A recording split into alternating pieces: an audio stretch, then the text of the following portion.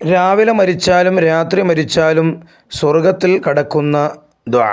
അല്ലാഹുമ്മ അന്ത റബ്ബി ലാ ഇലാഹ ഇല്ലാ അന്ത ഖലഖ്തനി വ അന അബ്ദുക വ അന അലാ അഹദിക വ വഅദിക മസ്തതഅതു അഊദു ബിക മിൻ ശർരി മാ സനഅതു അബൂഉ ലക ബിനിഅമതിക അലയ്യ വ അബൂഉ ബിദംബി ഫഗ്ഫിർലി ഫഇന്നഹു ലാ യഗ്ഫിറു ദുനൂബ ഇല്ലാ അൻത.